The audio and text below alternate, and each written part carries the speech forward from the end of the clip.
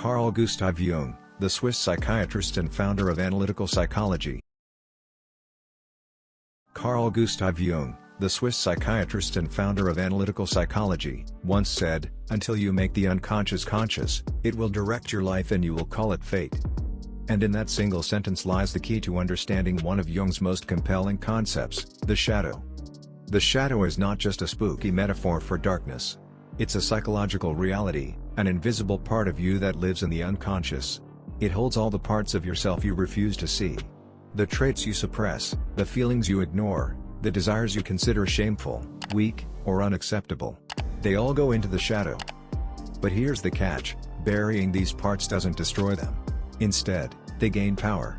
And the more you suppress your shadow, the more likely it is to erupt in moments of rage, jealousy, guilt, or fear. The shadow begins forming in childhood. As we grow, we're taught what is good and what is bad.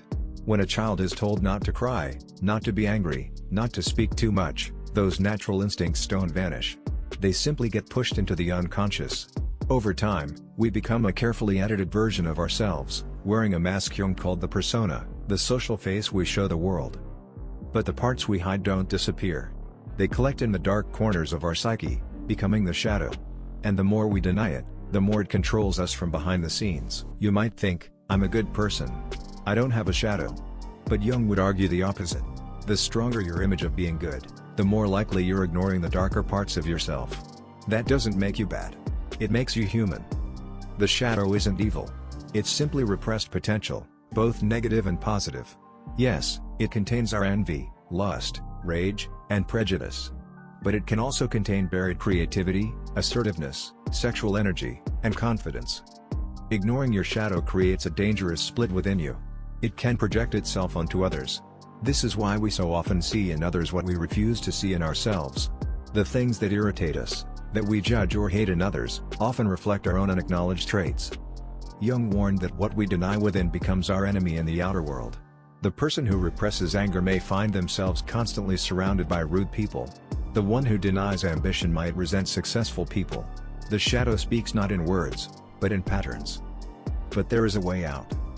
Jung called it shadow integration, the conscious process of facing, understanding, and embracing the darker parts of ourselves. Not to act on every impulse or justify bad behavior, but to bring those impulses into awareness so they no longer control us. Shadow work takes honesty. It means asking uncomfortable questions like, when do I lie to myself? What am I most ashamed of? What do I judge harshly in others? It takes courage to admit that you're capable of darkness. But in doing so, you gain something even more powerful, wholeness. Jung believed the goal of life wasn't to be perfect, but to be whole. And wholeness requires embracing all of who you are, not just the parts that win approval. The shadow, when integrated, becomes a source of strength.